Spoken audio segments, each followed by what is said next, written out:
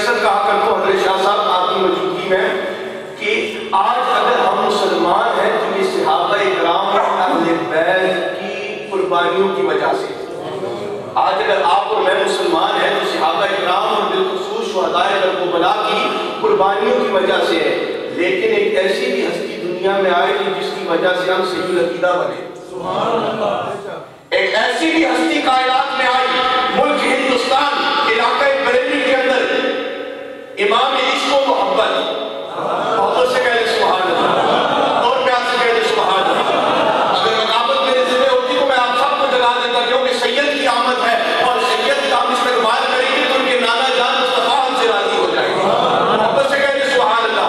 امام عشق و محبت تاجدار بریلی الشاہ احمد رضا خان فاضل بریلی سب کہتے ہیں رحمت اللہ علیہ. آپ تحریر فرماتے ہیں, آپ لکھتے ہیں, پہلے آپ یہ وہ مرد ہے نا کہ جنہوں نے ہندوستان کے اندر تشریف لا کر گستاخان رسول کا مقابلہ کیا اور ایک صاف ستھرا عقیدہ ہمیں نصیب فرمایا. بلکہ یوں سمجھے اعلیٰ حضرت وہ ہے کہ جنہوں نے ہمارا سینہ مدینہ بنایا. آپ کیا تحریر فرماتے ہیں؟ What is he writes? He writes that the disagreement, the argument between Sayyida Aisha Siddiqa, Mawla Murtaza and Hazrat Amir Muawiyah رضی اللہ تعالیٰ عنہ, Allah knows best. Just leave them to Allah subhanahu wa ta'ala. He decides what is better for them. So you see, the Sahaba Ikram, بات ختم کرنے کی کوشش کرتا ہوں, Sahaba Ikram who spent their whole life for Rasulullah sallallahu alaihi wasallam. Aale Nabi Aulad Ali, the people who sacrificed everything from a baby to the last person in the city of Karbala. Why? Only for one reason, that Islam stays alive. Islam stays alive. You hear this saying that live like Ali. Live like Ali, which means to live like a lion.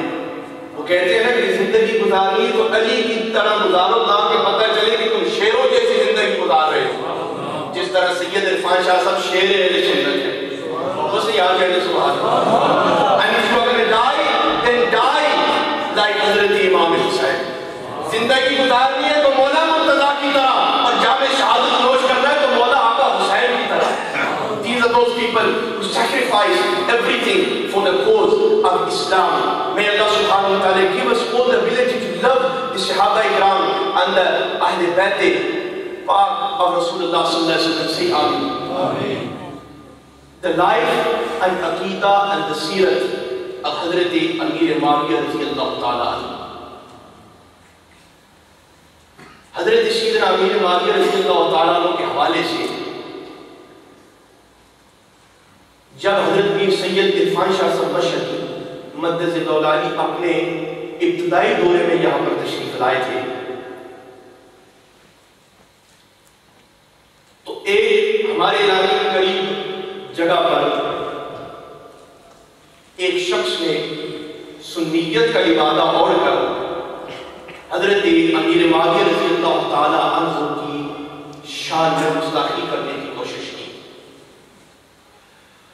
اس سلسلے میں حضرت شاہ صاحب کی بلا نے غالباً Manchester کی سرزمین پر آج سے کافی عرصہ قبل اس شخص کے ساتھ مناظرہ کیا, اور اس مناظرے سے پہلے جو اس شخص کے عقائد باطلہ تھے حضرت امیر معاویہ رضی اللہ تعالیٰ عنہ کے بارے میں, شکست حاصل کرنے کے بعد, شاہ صاحب کی کامیابی اور فتح کے بعد اس شخص نے گزشتہ عقائد سے توبہ کر کے نئے عقیدے پر دستخط کر دی کہ میرا بھی وہی عقیدہ ہے جو جمہور اہل سنت کا. اور پھر اس موقع پر میں آج یہ مطالعہ کر رہا تھا کہ اس موقع پر حضرت شاہ صاحب کی بلا نے حضرت سیدنا امیر معاویہ رضی اللہ تعالیٰ عنہ کی شان میں اس مناظرے کے غالب بعد ایک کتاب بھی تحریر فرمائی ہے. وہ کتاب بھی آپ پڑھیں اور جان لیں, جس طرح کہ آپ کو پچھلے جلسے پر حضرت نیازی صاحب کی موجودگی میں نے عرض کیا تھا آپ سے کہ یہاں بوسر کے علاقے کے اندر ہمیں دو فتنوں کی پریشانی پڑ گئی ہے, اور ان دو فتنوں کا انشاءاللہ اکابرین مشائخ اور سادات اہل سنت آنکھ میں آنکھ ڈال کر ڈٹ کے مقابلہ کریں. سب سے پہلا فتنہ کون؟ سب سے پہلا فتنہ مرزائیت کا, کہ جو تاجدار ختم نبوت و رسالت امام الانبیاء سید الانبیاء صلی اللہ علیہ وسلم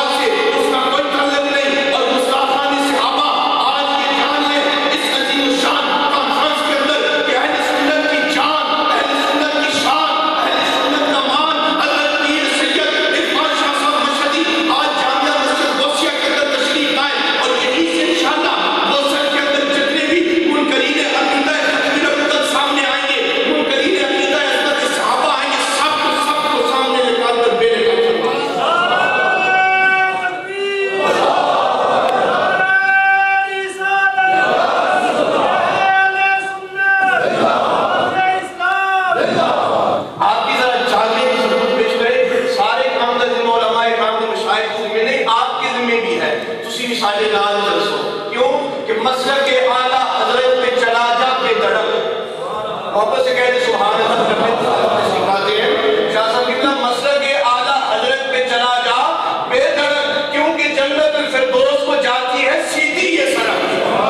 اب میرا ایک اپنا انداز ہے, لیکن صحابہ کرام کے بارے میں ایک شعر آپ کو سناتا ہوں اور آپ سے ایک نعرہ دلانے کا کہ آپ کے اندر, کیونکہ میں اس مسجد کا خطیب ہوں, میں چاہتا ہوں کہ میرے مقتدی اپنے جاننے کا ثبوت پیش کریں. اگر لوگ یہ مہمان تشریف لائے جس مسجد کے مقتدی سست ہیں تو پھر خطیب بھی سست ہوگا. اگر خطیب سست ہے تو مقتدی بھی سست ہوگے, تو اس میں نہ میری بات بنے گی نہ آپ کی بات بنے گی. یہ ہمارے دونوں سرکردگان میں مہمان تشریف لائے ہیں اور ہمارے سروں کے تاج ہیں. صحابہ